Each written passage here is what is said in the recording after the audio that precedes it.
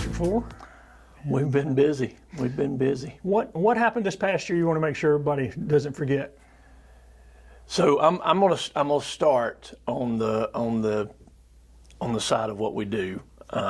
We went through Cognia accreditation this year, and that was a study by our district, by a lot of folks, led here at the district level, but our principals, assistant principals, teachers, all those folks were involved in that. And the result of that was really, really good. We're going to be accredited again, and just like normal, but going through that process. That's a lot of work for y'all too. It is a ton of work. But one of the things that we did is we changed our vision and mission for the district. And it's a very simple mission that we have, and it's to prepare students for their next steps. And whatever that is, and I like to talk about that being whether that's a kindergartner moving to first grade, or a third grader being on grade level reading, going to fourth grade, or seniors graduating, prepared for college, career, military, whatever. We want them all prepared for their next step. So part of being prepared for their next step deals with what else we did last year, which was in August. Our school board had a resolution to have a bond referendum due to growth. I mean, we're growing roughly 100 students a year, 75 to 100 students a year, which is an unprecedented amount of growth for us. As we discussed all last fall, we had a referendum in November and won the referendum, and so we're busy with our projects now. If you drive down Bosco Bell Road right now, you'll see they've been working since the end of March. We were actually a little bit early getting a shovel in the ground, and so you can see where the building's going. Well, let's before we go too far in that, let's remind everybody that the district some years ago had some foresight in allowing y'all to have a place to build a new high school. We're talking about the new high school now, right? Right. They bought that property a long time ago? That property was purchased, I believe, in 2014. And I think Dr. Lee DeAndrea is the one, and that school board are the ones who kind of saw this coming for our community. And the town of Pendleton has grown the most right now. But things over closer to the interstate are starting to grow as well, and down 187, a lot of new homes built here. So yeah, the foresight of that board and Dr. DeAndrea at the time to go ahead and have that prepared for us. It was 85 acres that we didn't have to think about, and it's right there connected to the current high school.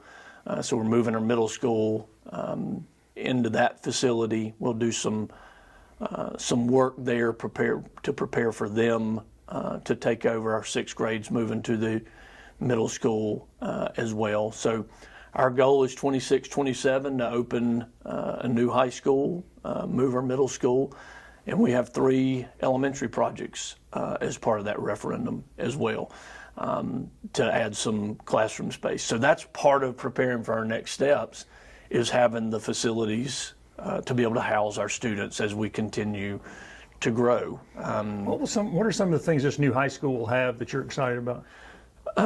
Well, it's going to have room, space for one, but we've done this.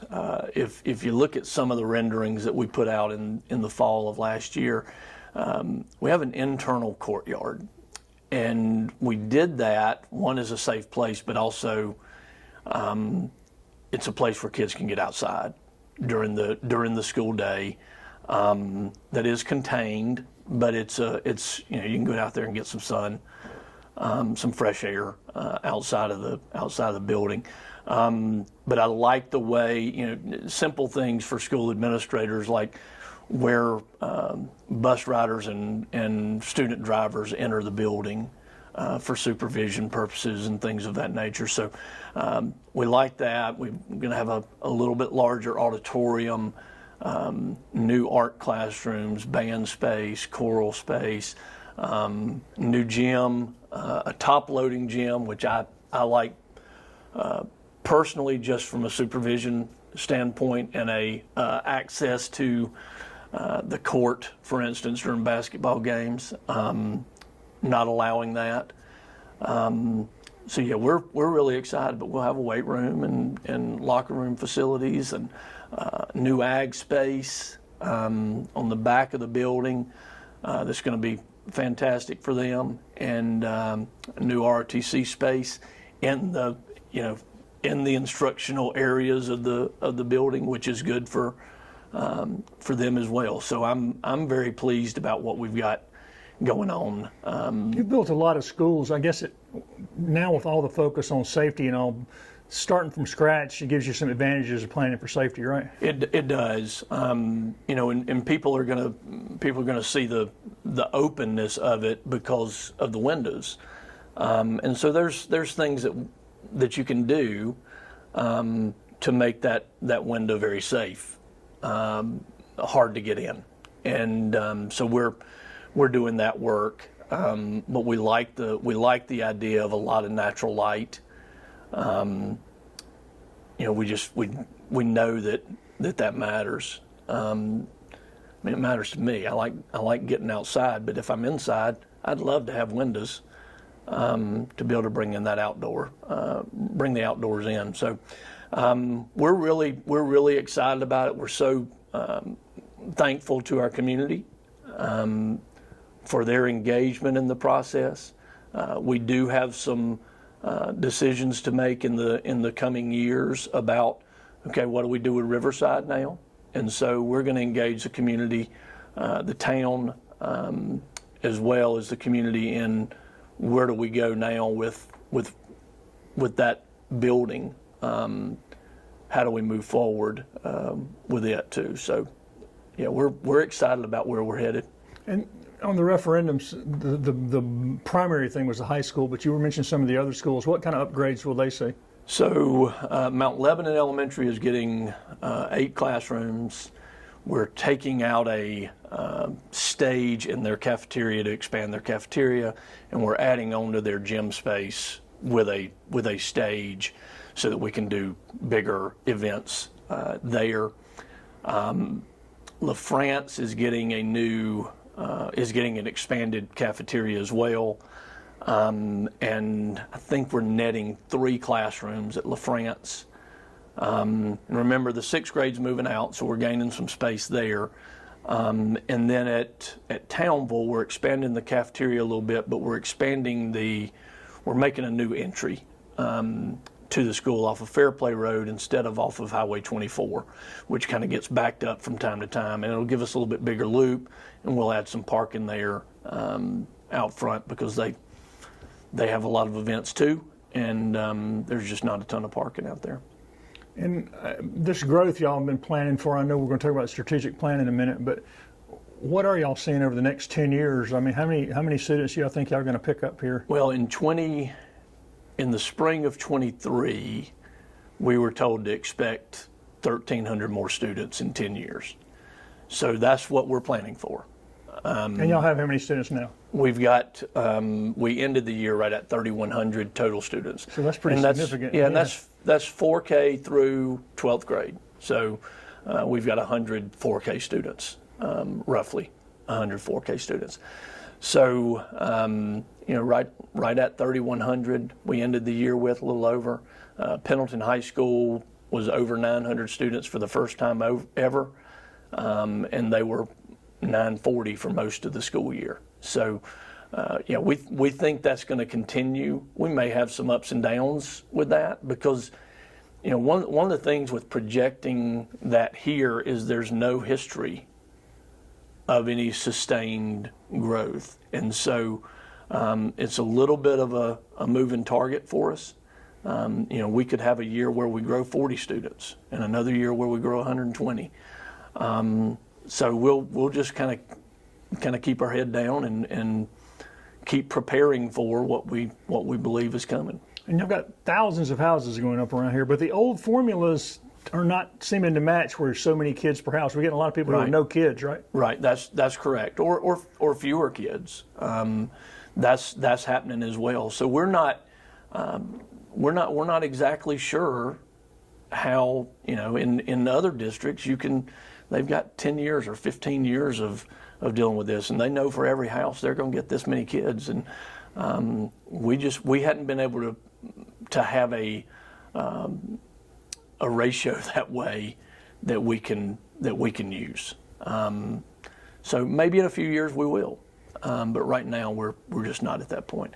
I pay attention to the Planning Commission and the County Council all the time about what's going on there. There's been some neighborhoods that have been rejected by the Planning Commission because of concerns of the community, and I think that process needs to continue to play out where the people in our community have a say and a voice about what kinds of neighborhoods we have that are popping up. It's a balance because you've got what people live here because of the rural nature of our community, but you also have landowners who want to do something with their land, and there's a balance in there, I guess. I don't have to decide that, and I don't have anything to do with deciding that stuff, but we'll continue to respond, and I think we're being proactive in preparing for the future. And speaking of that, y'all put together a strategic plan and you're released in the fall. What are y'all looking to do to plan for this growth, and also just to plan for how education is changing over the next decade? Well, we're doing some things with our budget, specifically in teacher salary, but not just teacher salary, all of our employees' salaries. That's part of that. Preparing for new employees, specifically teachers, to keep our class sizes down. Those two things kind of work together, salaries and making sure our class sizes are down. That's been a focus of our school district for a long time, as well as providing that space, which we're starting to handle the space issues. So really those are the focus areas for us, taking care of our people that are here, preparing for new people, retaining the employees that we have, but also recruiting great employees, hopefully from other places outside of the state that we're not taking from other districts around us. But if they apply, we're gonna talk to them. And we haven't had tons of issues with all of our vacancies. We do have some areas that are a struggle for us, but they're a struggle for everybody. So, well, that kind of plays into one thing I was going to ask you is, it looks like enrollment in teacher education is down everywhere, and people are worried there just aren't going to be enough teachers. Do you think that's going to be a concern? We've been really okay the last 3 years. There are areas, special ed, speech, mental health, are some areas that are a little bit more difficult. But we're excited. We're joining into the expressway to Tigertown. This fall, we'll have our first cohort of students. I think we've got about 27 of those students that'll be juniors at Pendleton High School that are starting to look towards a career in education. And so what our commitment is, when they get to be seniors at Clemson and student teaching, that we'll have a spot for them to come back and student teach. We don't promise them a job, but we do promise that we will have a student teaching spot for them. But that's an abbreviated, not abbreviated, it's a fast-tracked program through Tri-County and Clemson, where they can get their teaching degree after 3 years and their master's after 4. So that's a good deal for our students, and for us to have 26, 27. And if we come up with, 7 to 10 of those, in 6 years that have a master's degree and are trained as teachers from Clemson University, I think that would be a huge win for us. Getting them into the areas that we need them the most, math and science, and those things would be helpful. Seems elementary is not as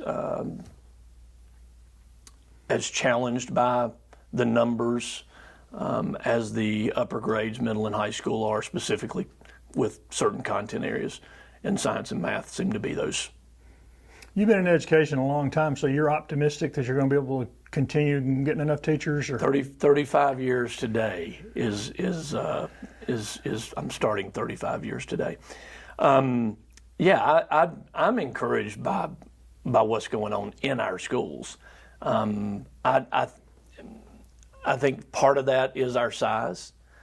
If I was in a place with 125,000 students, it would be more of a struggle, and it wouldn't be as personal as I think our district is. I think our size lends itself to knowing our students, knowing our families, knowing our community so well, and so I'm always encouraged and optimistic about the future, and I think our students are ready for what's next for them. We're not totally caught up from test scores and achievement from pre-COVID, but we're getting there pretty rapidly, and so very, very pleased with that. Our teachers do a great job. Our principals are outstanding. Our support from our community is really, I would say, unmatched anywhere I've been, and I've been in 6 school districts in the state. It's just a really good place to live and work, and I think 35 years, for goodness sakes, it better matter to me, and it does. What we're doing, I think, is important to not just our community, but our state and our nation, and we want to prepare our students for what's next.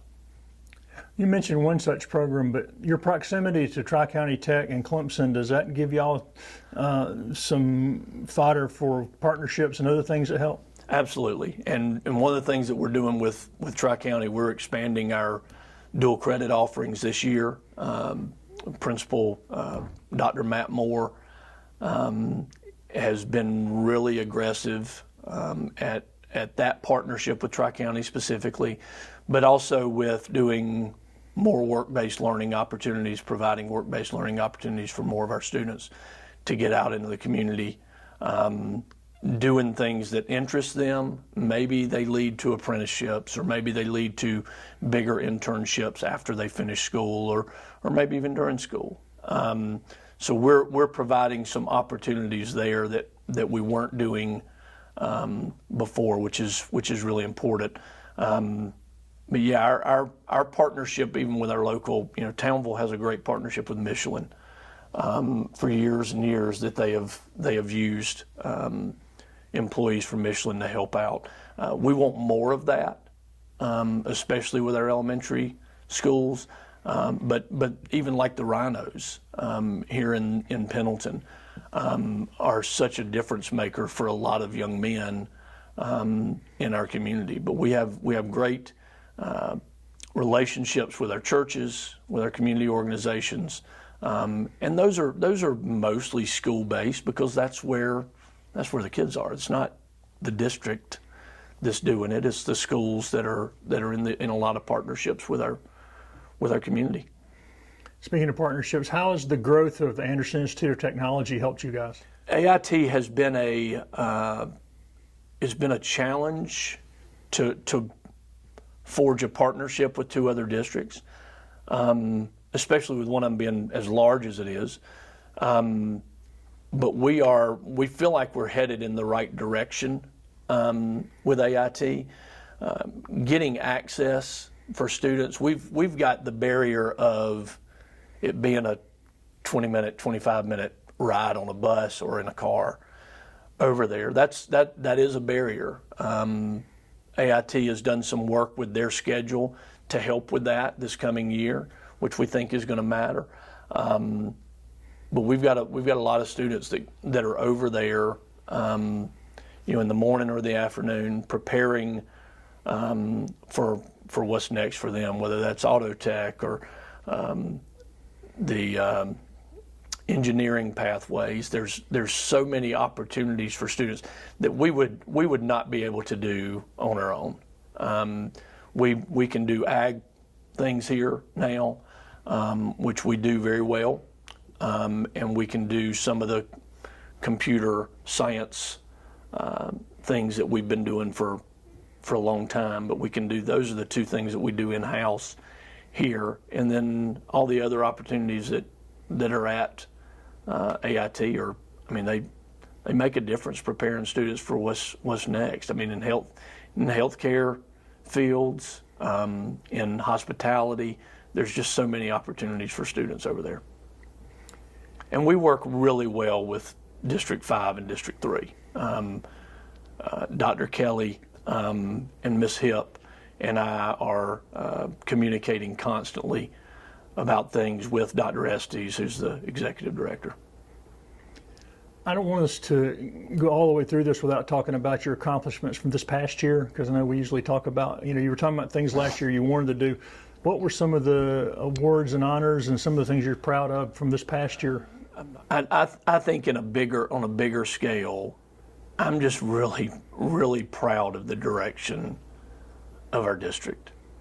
I think we have teachers and staff that care about our work deeply.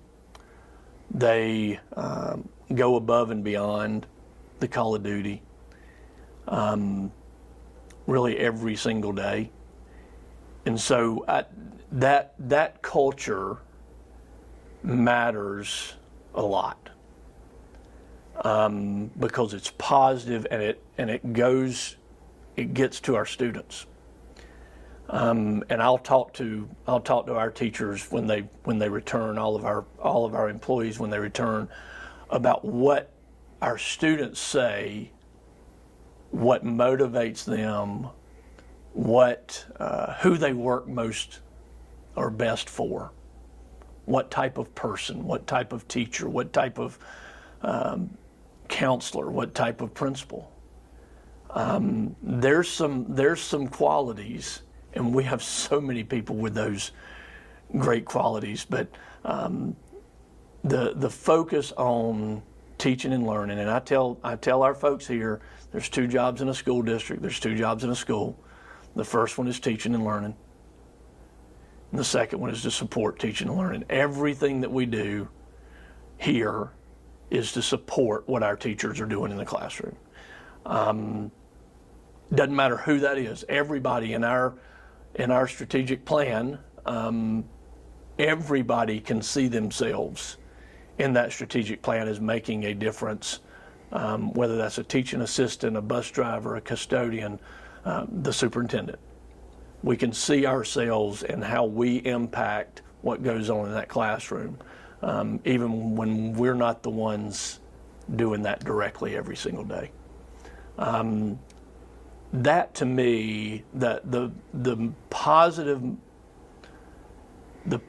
trajectory that we have going on, I don't see changing anytime soon, and I think that's one of the biggest accomplishments we have. And we want our students to dream big. I want our teachers to dream big, but I want our community to dream big. We don't have to settle. There's no reason that this community can't be seen as the best community in the state of South Carolina. I think that. And I would love for everybody to be able to see that going forward. But some accomplishments, I'm gonna shout out to our softball team real fast. Our softball team, for the first time, I can't remember, 39 years, won the region in softball, went deep in the state playoffs, which was fantastic for them. All of our spring sports made the postseason this year. Our football team made the playoffs, won at least, I think, one playoff game. Our band was state champions again. I think this was the 5th time in a row, 4th or 5th time in a row. We're doing some really good things all over the place. Our FFA continues to do really well in state and national competitions. We've started a robotics team Started out at the middle school. We had an elementary team this year and a middle school team this year. And Bill Shesky is doing that, and he's the teacher of the year at Riverside Middle School for this year, and he's done a really good job of it's kind of reinvigorated him even to be able to do that. So we've got a lot of students that are on STEM pathways, which is exciting for them. But that robotics club has been part of that as well. We've got great choral programs and art programs at all of our schools. So I'm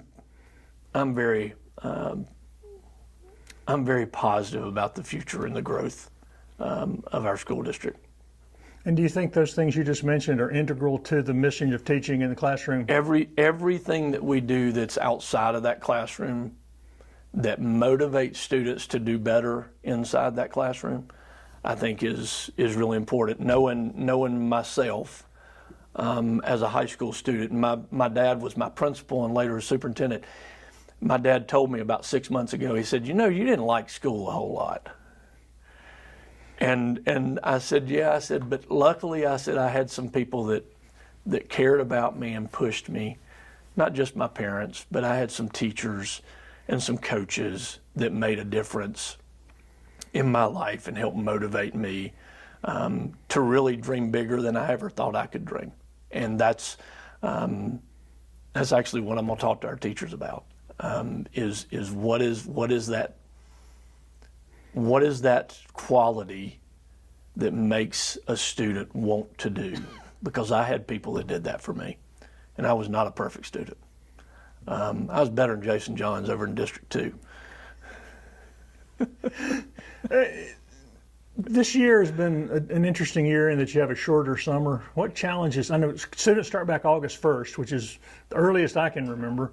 What challenges has that provided? Well, we are starting the same time as we did last year, so it is, the calendar date is a little bit earlier, but it is the first Thursday of August is when we're starting. It feels earlier, though. It does feel earlier. Yeah, I mean, the good thing about this summer is we got out before Memorial Day, and so we did have a couple of weeks in there. Last year we didn't have that. It wasn't quite as good. We were after Memorial Day. So that helped, but even so, I told one of our district leaders here just last week, it feels like we're rushed now. And people think, well, what are you doing during the summer? Well, we got a lot of stuff to do during the summer in a school district, and it just feels a little bit rushed. But on the other side of it, what we're able to do for our teachers and for our families during the first semester, and for our students ending the first semester before Christmas, is a huge help for our high school students. But also being able to scatter in a day off here and there. Every month we've got at least one day where teachers and students are not at school. And so we think that's important. And I think that's something that came out of the pandemic. We found out in that 2021 school year, and some breaks are sure helpful for our students and for our teachers. And so that's part of this as well. And I think that's been a hit. My wife is a teacher too, and when we did that calendar the first time, she said, "You people are nuts." And after that, she said, "But I'm going to be really happy to be done at Christmas with my students and done before Memorial Day." And that's the trade-off. So hopefully we'll get into a rhythm with this in the years to come. What things have you and your board identified for the coming school year that y'all would like to see happen? We are continuing to look after our staff development, our recruitment and retention of our teachers, and really all of our employees. We haven't been in trouble, or we haven't had trouble with bus drivers, for instance. We've done some things with bus drivers that have helped, but all those recruitment efforts that we have are really important. leadership, and then our instructional focus. We're losing those ESSER funds, which have been really important. Remind people what that is if they don't. The ESSER money was, during the pandemic, there were 3 different federal ESSER relief programs, and the final one was passed in early 2021. It had a 3-year life, so it's September 30th that money goes away. We use that money primarily for additional staff. And so we had 15 staff members in positions that were paid through ESSER. We are continuing with 4 of those, and they're all interventionists at our elementary schools. And so having to figure out a way to continue that because of the impact made, we would have loved to have done it across the board with all those positions, but that just wasn't feasible that way. But our instructional focus at all 4 of our elementary schools, our middle school and our high school, is something that is really inspiring to me because of the work that has to be done. The way that our teachers and our principals are analyzing student data and then targeting intervention for, let's say, a second grader that's not reading well, is not on grade level. The opportunities that we have to have that student in individual and smaller group settings is making a difference.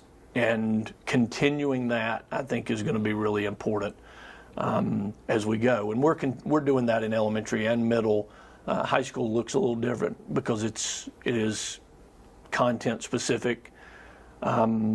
Reading, writing, math. So all of those things kind of are working together, and that is our focus, is on our instructional. It's not the test scores. I want our schools to do well on the test scores, and they do, and we're very well ranked within the region. But it's not about it's about the learning. It's not about the test scores, and so we're focused in that direction. As a school district, our principals are as good as I've been around at knowing how to provide intervention for students that's going to make a difference, so that they learn, so that they're academically on grade level. We're not perfect, but we work really hard at the instruction of our students. And I guess finally, how do you communicate with parents, or if the community wants to keep up with what's going on in the district, what do people need to do? Well, a couple of ways. Our website's the best place. Unfortunately, there's not a ton of media covering Anderson School District 4, except for the Anderson Observer. But we produce a lot of things. We have an app that our schools produce content for. Facebook, Instagram, X are places to go, but also our website. We do, just so people know what's going on with our school board, we do board highlights after every school board meeting that can be found on our website, so you can see the things, the updates that I give, but also the what the board is doing policy-wise or budget-wise or those things. So we try to be as transparent with all that as we can be. I actually send that out to families. We send it out to families the week of the board meeting after it occurs, as well as to our employees, and then post it. And then from time to time, we send out communication to our families to let them know what's going on. And it's really hard. It's almost create your own media nowadays, and your own buzz. And so we've got a great communication plan. And again, we're not perfect, but we're trying real hard to be as transparent as we can be with all of our information. So it sounds like you're optimistic about the year ahead. I'm always optimistic, man. Heck yeah. Bring it on. I'm ready for August 1st to get here, and our students to be engaged, and our teachers to get after it with them. I'm excited about it.